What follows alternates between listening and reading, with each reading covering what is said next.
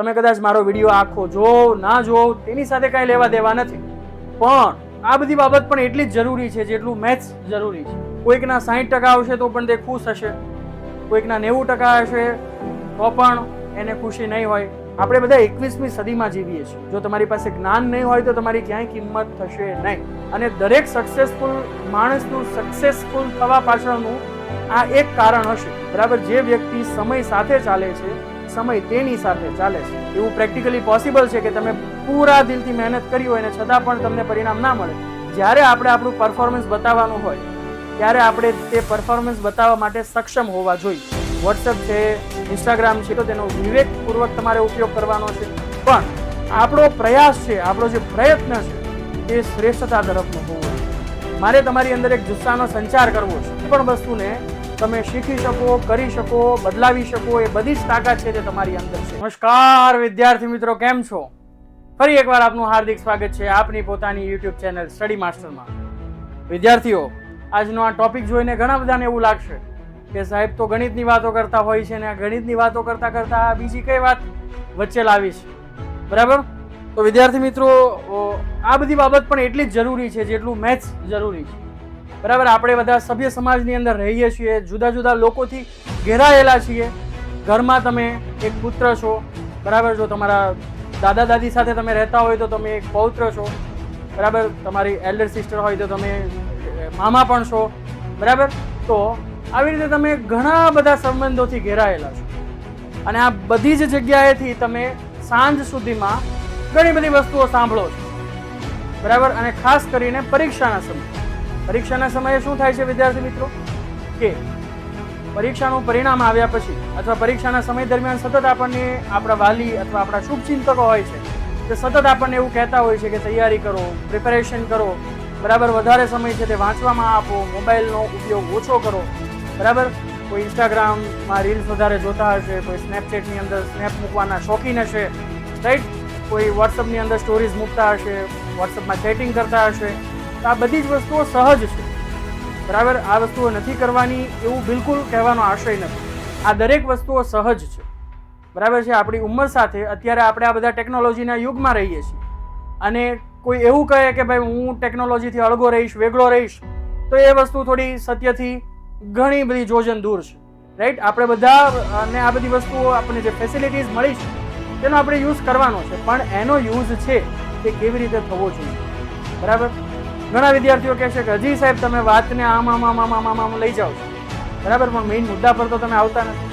તો વિદ્યાર્થીઓ, જ્યારે તમે પરિણામ મેળવો છો ત્યારે તમારા જ ક્લાસની અંદર ધારો કે 70 વિદ્યાર્થીઓ ભણતા હોય તો શું આ 70 વિદ્યાર્થીઓનું પરિણામ સરખું આવે છે? તો કે ના સાહેબ, એવું તો બને નહીં. 70 છોકરા હોય તો બધાનું થોડું પરિણામ સરખું આવે. કોઈકના વધારે પર્સન્ટેજ આવ્યા હશે, કોઈકના ઓછા હશે, કોઈ ફેલ પણ થયું હશે, બરાબર છે. કોઈકના 60% આવશે તો પણ તે ખુશ હશે, કોઈકના 90% હશે તો પણ એને ખુશી નહીં હોય, રાઈટ. એટલે કે દરેકની એક્સપેક્ટેશન્સ છે તે જુદી જુદી હશે.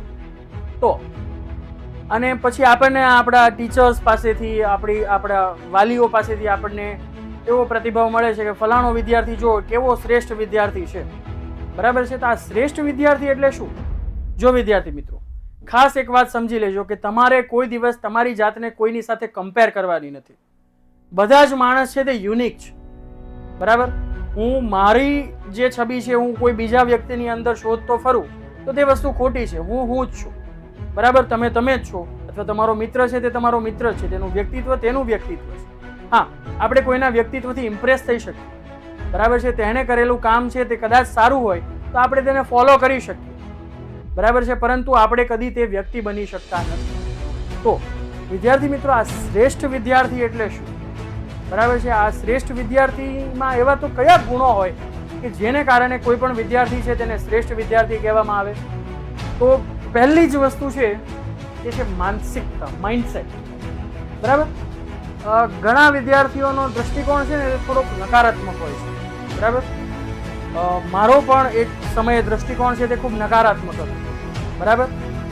નકારાત્મક દ્રષ્ટિકોણ હોવો તેનું એક સાદું ઉદાહરણ હું તમને આપું કે તમને પાણીનો ગ્લાસ આપવામાં આવે. હવે એ પાણીનો ગ્લાસ છે તે અડધો ભરેલો છે, બરાબર છે. એટલે કે આપણું પહેલું જ ધ્યાન છે તે ક્યાં જશે? તો કે આ પાણીનો ગ્લાસ છે તે અડધો ખાલી, બરાબર, અડધો ભરેલો છે તેવું કહેવાવાળા ખૂબ ઓછા વ્યક્તિઓ હશે. અથવા તો પછી ઘણા વિદ્યાર્થીઓ જોતા જોતા એવું પણ મનમાં વિચારશે કે આ શું ઘસાઈ ઘસેલી વાતો કરે છે. બરાબર, અમારા સ્કૂલના સાહેબ પણ આ જ ઉદાહરણ આપે છે. બધી જગ્યાએથી અમે આ જ ઉદાહરણ સાંભળતા આવ્યા છીએ.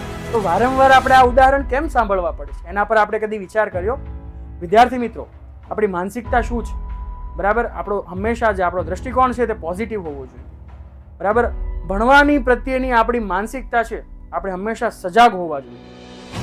આપણે હંમેશા સજાગ હોવા જોઈએ વિદ્યાર્થી.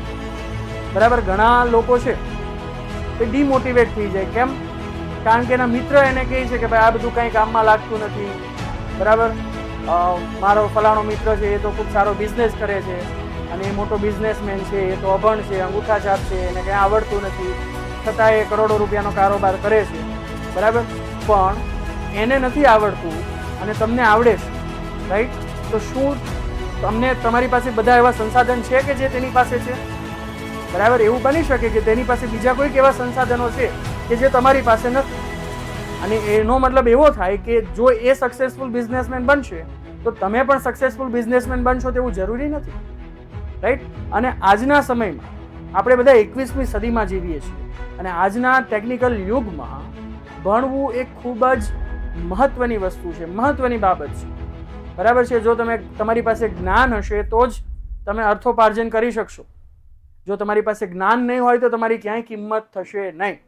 અને જ્ઞાન માટે પણ ભણવું ખૂબ જ આવશ્યક છે. ઘણા એવું કહેશે કે મારું મેઇન એમ છે તે પૈસા કમાવાનું છે, પણ જો તમારે સારા પૈસા કમાવા હશે તો અલ્ટિમેટલી આના માટે આ કમાવા માટે પણ ભણતર જ મહત્વનું છે.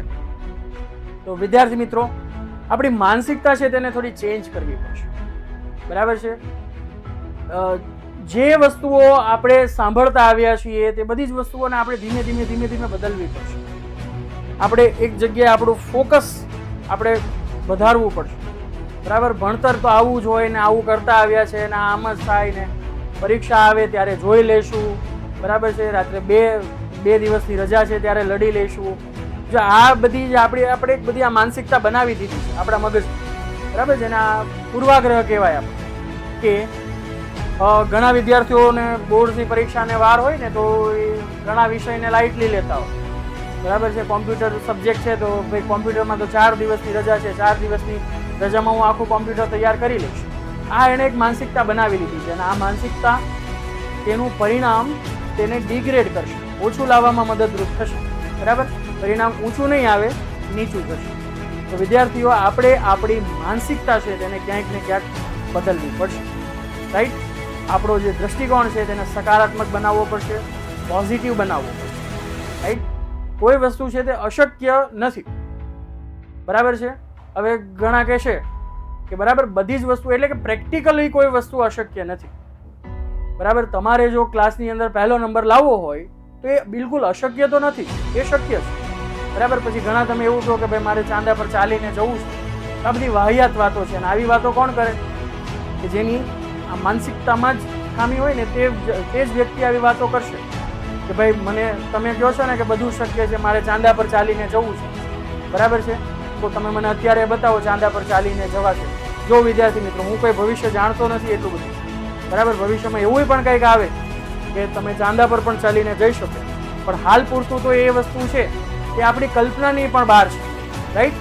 એટલે ઘણા પાછા આમાં પણ કોમેન્ટ કરશે કે તો મારે આ કરવું છે, આ કરીને બતાવો, મારે આ કરવું છે, આ કરીને બતાવો. પણ શું?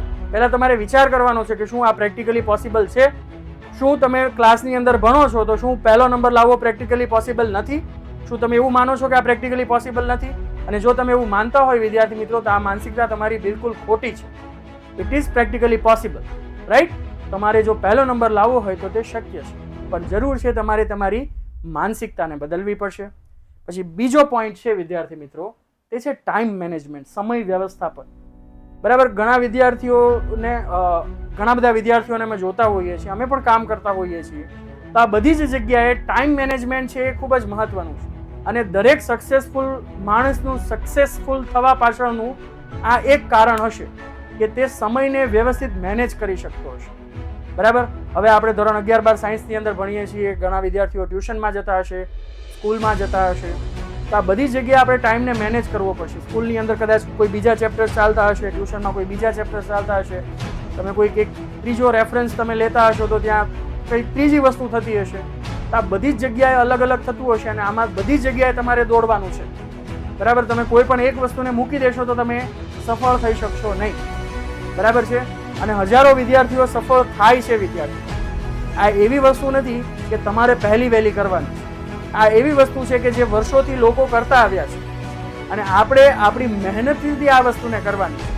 સમયનું યોગ્ય જો વ્યવસ્થાપન કરવામાં આવે તો આ બધી જ વસ્તુ શક્ય છે. બરાબર, જ્યાંનું ત્યાં અને જ્યારેનું ત્યારે. આ વસ્તુ છે તે તમારે યાદ રાખવાની. બરાબર છે, તમે સ્કૂલમાં છો તો તમારું પૂરું ફોકસ છે તે સ્કૂલમાં હોવું જોઈએ.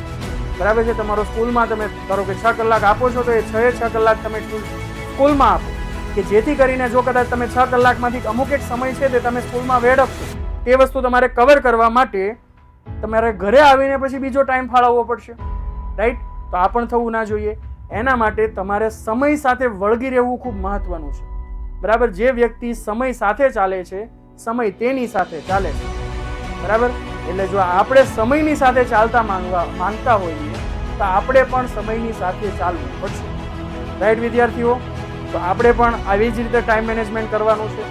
બરાબર, બહુ મોટી મારે વાતો નથી કરવાની. જે પ્રેક્ટિકલ પોસિબલ છે તેવી જ વાતો મારે તમારી સામે કરવી છે, કે આ વસ્તુ બિલકુલ અશક્ય તો નથી. બરાબર, દરેકની પાસે સરખો સમય છે. બરાબર, તમારા ક્લાસની અંદર જે વિદ્યાર્થીના 90% આવે છે તેની પાસે પણ એટલો જ સમય છે અને તમારી પાસે પણ એટલો જ સમય છે. બરાબર, પણ ફરક એટલો છે કે એ સમયને કેવી રીતે યુટિલાઇઝ કરે છે, તમે સમયને કેવી રીતે યુટિલાઇઝ કરો છો, તમે સમયને કેવી રીતે વાપરો છો, એ વસ્તુ ખૂબ મેટર કરે છે. રાઈટ, એટલે કે સમયનું વ્યવસ્થાપન છે, it is very important point. Right, ચાલો પછી છે એન્વાયરમેન્ટ, પર્યાવરણ. બરાબર, એટલે કે આ પર્યાવરણ એટલે આપણી આસપાસનું બહારનું પર્યાવરણની વાત કરતા કે તમે જ્યાં વાંચો છો, બરાબર, તમે જ્યાં ભણવાનું કામ કરો છો તેનું પર્યાવરણ કેવું હોવું જોઈએ. બરાબર, આ શ્રેષ્ઠ વિદ્યાર્થીઓ છે, બરાબર, જેના સારા માર્ક્સ આવે છે, તે કેમ સારા માર્ક્સ લાવી શકે છે? શું તેને આજુબાજુ કોઈ ડિસ્ટ્રેક્શન નથી? તો તેને પણ ડિસ્ટ્રેક્શન હોય છે. આપણે એવું અવારનવાર છાપાઓની અંદર વાંચ્યું હશે, ટીવીની અંદર સાંભળ્યું હશે કે એક જ રૂમની અંદર રહે છે અને છતાં એ સારું પરિણામ લાવે છે.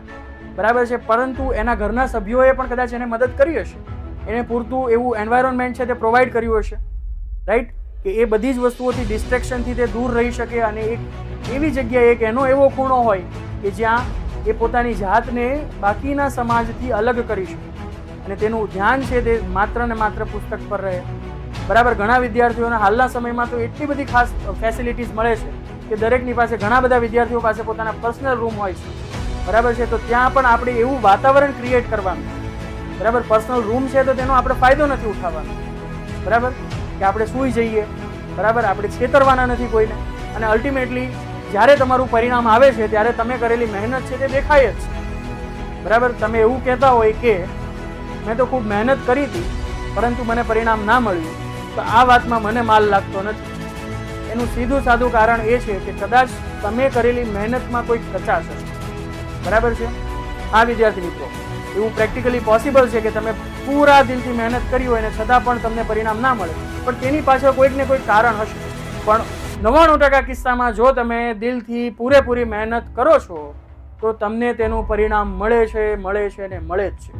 એટલા માટે વિદ્યાર્થી મિત્રો, તમે જે એન્વાયરમેન્ટમાં વાંચવા બેસો છો, તમારી આજુબાજુનું જે પર્યાવરણ છે, બરાબર છે, તેને તમારે પોઝિટિવ બનાવવાનું છે. બરાબર, તમારે બધા ડિસ્ટ્રેક્શનથી દૂર રહેવાનું છે. જ્યારે તમે વાંચો છો ત્યારે માત્ર તમારે વાંચવામાં જ ફોકસ કરવાનું છે. બરાબર, તમારે મોબાઈલની અત્યારે જો કોઈ જરૂર ના હોય તો તમે તેને સાઈડમાં જ મૂકી દો. બરાબર, અને આમ તો વિદ્યાર્થી મિત્રો તમારે મોબાઈલને સાઈડમાં જ રાખવો જોઈએ, કારણ કે મોસ્ટલી તમે ટેક્સ્ટબુકમાંથી પ્રિપેર કરતા હશો અથવા તમારી પાસે કોઈ રેફરન્સ બુક હશે, કોઈ મટીરિયલ હશે, તો તમે તેને રિફર કરો છો ત્યારે મોબાઈલની કોઈ જરૂર નથી. તો મોબાઈલને બીજી રૂમમાં મૂકી આવો. એટલે કે તમે જ્યાં વાંચો છો તે વાતાવરણમાં, તે પર્યાવરણમાં બીજા કોઈ ડિસ્ટ્રેક્શન હોવા જોઈએ નહીં. બરાબર છે, કે જેથી કરીને તમારું જે પૂરેપૂરું ધ્યાન છે તે તમે વાંચવા પાછળ આપી શકો. પછી આ ખૂબ જ મહત્વનો પોઈન્ટ છે વિદ્યાર્થી મિત્રો, તમારું આરોગ્ય. બરાબર, તમે આ બાકીની બધી જ વસ્તુઓને ફોલો કરો છો પણ જો તમારું આરોગ્ય સારું નથી તો મને એક રમૂજી ઉદાહરણ યાદ આવી ગયું કે ભાઈ અણી ટાણે તે તલવાર કામમાં ના આવે તો તલવાર શું કામની, બરાબર છે? કે તલવાર છે એને આપણે મ્યાનની અંદર નાખેલી હોય અને જ્યારે આપણે કોઈની સાથે ઝઘડીએ અથવા તો તલવારની જ્યારે જરૂર પડે ત્યારે જ તલવાર મ્યાનમાંથી ના નીકળે તો એ તલવાર શું કામની?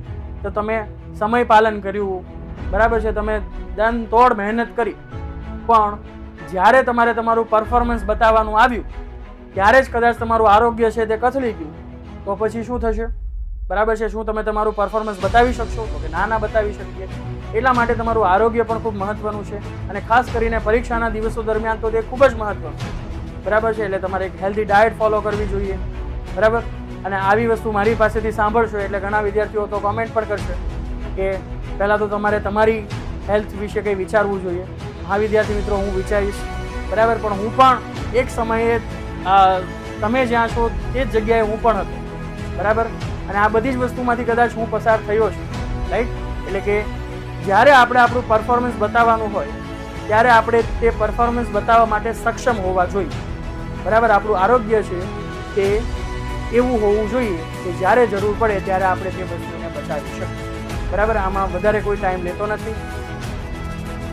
પછી છે કનેક્શન, જોડાણ, બરાબર? ઘણા વિદ્યાર્થીઓ છે તે પોતાની જાતને એટલા બધા એ થઈ જાય છે કે પોતાની જાતને બધી જ વસ્તુથી અલગ કરી દે છે. તો વિદ્યાર્થી મિત્રો, એવું પણ નથી કરવાનું આપણે, અને એવું પણ નથી કરવાનું કે બધાની સાથે ખૂબ હળી મળીને રહેવાનું છે, બરાબર? આપણે ધોરણ 11-12 ની અંદર હોય તો એને સિરિયસલી લેતા હોઈએ છીએ, રાઈટ? કે આપણો ભારત દેશ છે તે ઉત્સવોનો દેશ છે. ઘણા બધા ઉત્સવો છે, એકાદ મહિને 2-2 મહિને ઉત્સવો આવતા હોય છે અને ઉત્સવો આવે છે, જો તમને ગમતા હોય તો તમારે સેલિબ્રેટ કરવા જોઈએ, બરાબર છે? પણ ગણેશ ચતુર્થી આવવાની હોય ને તમે 10 દિવસ પહેલાથી જ તમે તમારું બધો જ પૂરો ટાઈમ છે તે તમે તેમાં આપી દો, બરાબર?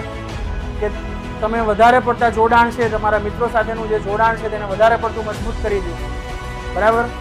તો એ પણ યોગ્ય નથી.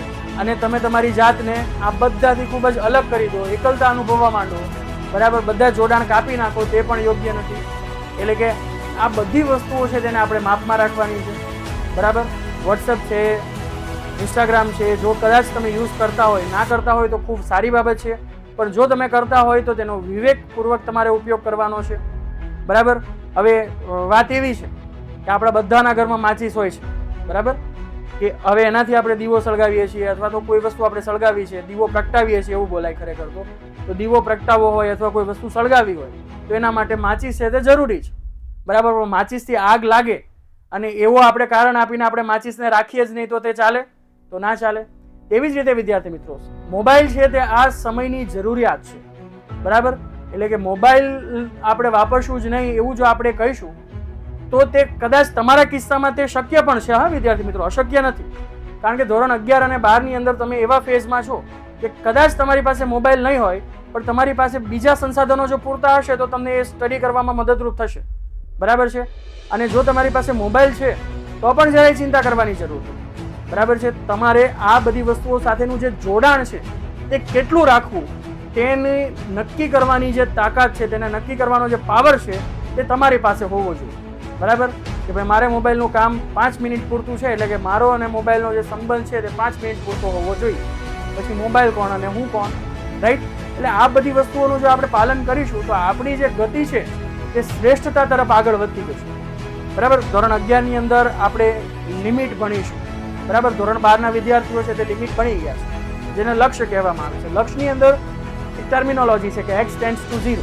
એનો મતલબ શું થાય છે કે x ની કિંમત છે તે 0 ની નજીક જાય. એક્ઝેક્ટલી 0 નથી થતી પણ x ની કિંમત છે તે 0 ની નજીક જાય છે.